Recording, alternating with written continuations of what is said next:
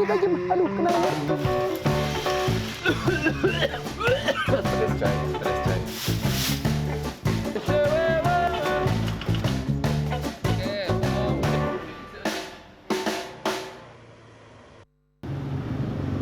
Apakah ini limbah? Bisa jadi, tapi di tangan orang yang tepat. Ini rupiah. Selamat datang mirsa di segmen Sehari Menjadi. Mantap. Enak baru nih. Panas yang menyengat, wajah cemong penuh jelaga, dan pakaian beraroma asap. Inilah keseharian yang harus mereka jalani, para pembuat arang. Kadang batuk terdengar, di sela panas dan kepulan asap yang tidak ada henti, dan setelah jadi arang batok kelapa, bahkan diolah kembali jadi briket. Bara inilah yang jadi sumber panas di balik banyak hidangan. Sudah siap panas-panasan bareng saya hari ini? Perjalanan membuat arang dimulai dari sini, batok kelapa. Oh sini. Assalamualaikum.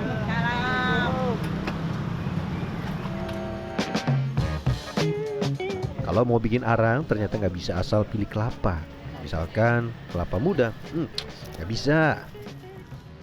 Arang harus menggunakan kelapa tua, karena batoknya lebih keras, padat, dan juga lebih kering. Kalau Mama kan tahu nih bikin arang nih. Memang harus yang tua gini, Mak. Yang muda Iya. kan Mama jual es kelapa muda juga nih. Nggak bisa, kemudaan kan. Dia nggak akan jadi arang kalau yang muda. Oh, oke. Jadi harus kelapanya tua. Oke, hunting selesai, waktunya kita bersiap ke proses pembakaran. Helm saya mana? Ah, ini dia helm. Taat lalu lintas. Aduh tajam, aduh kena leher. Aduh tajam, aduh. Titip dulu. Tajam. Ya iyalah. Panggul. Iya. Oke. Terus. Salah satu produsen arang batok kelapa berada di Kecamatan Deramaga, Kabupaten Bogor, Jawa Barat. Pertama dulu dipilih dulu, dipisahkan antara serabut sama batoknya. Emang kalau serabutnya ke bawah kenapa? Pas ke bawah itu bisa mengeluarkan asapnya yang sangat Banyak. ya tebal banget. Oke. Walau arang bisa saja diproduksi dari limbah kayu, tapi tempat ini fokus pada arang batok kelapa. Prosesnya kurang lebih sama. Setelah itu kita persiapkan sedikit saja batok kelapa untuk jadi bakaran arang pertama. Ini saya diriin? Oh, jangan, Pak. Kenapa? Soalnya kalau kayak berdiri tuh susah buat ngebakarnya. Hah? Kalau dalam posisinya harus kayak gini nih. Oh, nyelup dong kita. Iya, nyelup kita ya. Oh, iya, masuk ke bawah panas. Iya. Ya, dengan trik kayak gini lebih mudah.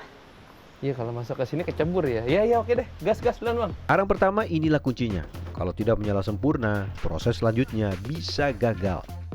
Lah dikit banget, Bang. Begini udah cukup buat awal mah. Oh, jadi nggak bisa langsung jebret banyak Kalau gitu. bisa kalau gitu ntar lama buat pembakar jadi baranya yang awalnya.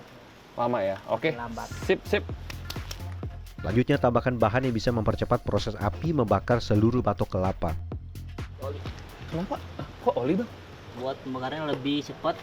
Soalnya kalau kayak oli itu api itu ngejar ke olinya cepet banget buat bakar. Perlahan, asap putih muncul. Asap putih berasal dari air yang masih tersimpan di serat batok kelapa. Dan perlahan, asap ini berubah jadi kekuningan.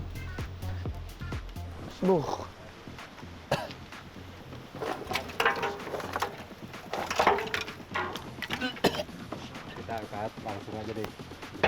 Pakai kaki. Ya. Ter.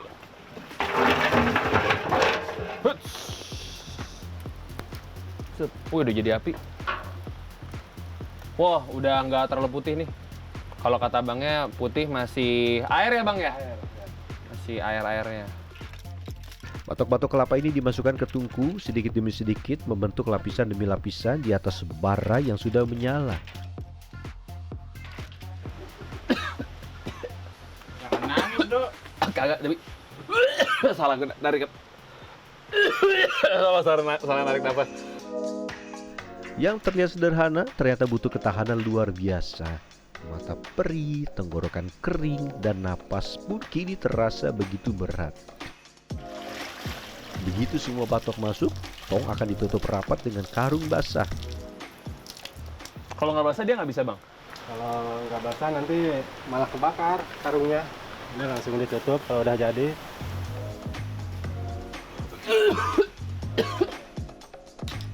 Tujuannya, satu, menahan panas di dalam supaya setiap tempurung terbakar merata dan jadi arang berkualitas. For your information, penyusutan batok kelapa hingga jadi arang mencapai 75% loh. Wah. Ya nunggu sampai dingin kalau udah begini. Kapan dinginnya bang? Besok pagi. Ah, Besok pagi. masih lama dong. Ya, besok pagi paling bisa dibongkar. Oke. Karena tungku-tungku ini menyala setiap hari, tumpukan arang pun tidak pernah kosong. Oke, semangat. Hari ini sebagian arang batok kelapa sudah siap dikemas. Berarti pas lagi proses ini, ntar kita siram di tengah-tengahnya atau gimana? Nah, ini nggak disiram. Ini cuma dikasih karung, dikasih basah, udah ditutup aja gitu aja. Kayak gitu persis. Ya, jadi matinya mati hampa. Mati hampa tuh gimana tuh pak? Jadi mati hampa itu tanpa disiram air. Jadi udah disekap aja gitu. Gini ya, maaf. cobain aja. Wah, saya hampir lupa ini. Arang yang sudah jadi harus diayak untuk memisahkan sisa bakaran halus dengan yang berukuran besar seperti ini. Bagian sisa atau residu sudah tidak bisa dipakai lagi ya. Baunya pahit. Terus? Angkat. Terus? Goyang. Proses selanjutnya adalah penyortiran atau pemilahan arang batok kelapa. Cing, bro, lu. Nyoh. Ini proses apa bang sekarang? Sekarang tinggal nyortir. Nyortirnya dari kecil. Bukan. Tapi yang belum kebakar, yang masih coklat kayak gini nih, yang belum matang, kita cut. Kalau ada arang yang masih berwarna coklat, maka dibakar sekali lagi. Kalau tidak, nanti arangnya sulit untuk menyala dan kepulan asap putih akan terlalu banyak. Taruh mana bang ini?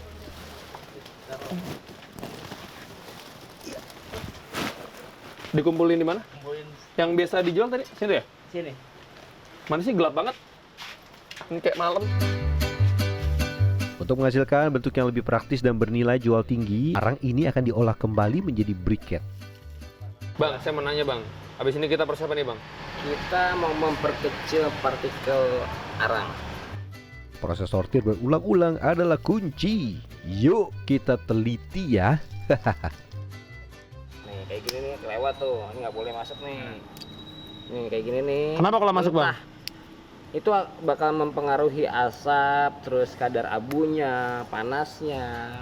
Setiap arang diperiksa dengan seksama agar briket yang dihasilkan berkualitas tinggi dan hampir tidak mengeluarkan asap saat akan digunakan konsumen. Setelah disortir lagi, arang akan dicacah, tapi jangan sampai terlalu halus atau hancur supaya tetap kuat saat dicetak jadi briket. Aman?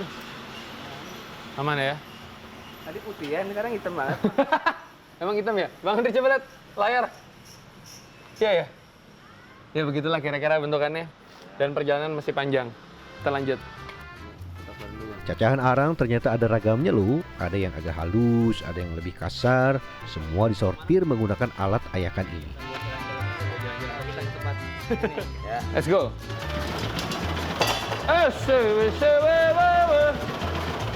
Ombak banyu nama alatnya ya. Dan kira-kira inilah bentuk cacahan yang paling ideal untuk dijadikan briket. Tipis banget. Dia mirip-mirip residu, tapi bukan residu ya. Tetap itu arang yang hancur. Orang bubuk lah. Tapi yang dipakai yang kayak gini ya. Iya yang kayak gini. Ini yang terbaik Ini nih. kalau misalnya yang kayak gini. Ditampakkan di wajah, tangan, dan pakaian. Wah, ini sudah jadi pemandangan sehari-hari. Ya ampun. Berasa lagi di bengkel nih. Bengkel arang gitu. Tahap berikutnya cacahan arang dicampur dengan tepung tapioka dan air panas. Kenapa harus pakai tepung tapioka ini bang? Ini buat ngadonin nih yang tadi udah kita ayak di sana. Oke. Oke bang, ajarin saya bang ya. Ini dia apa ini?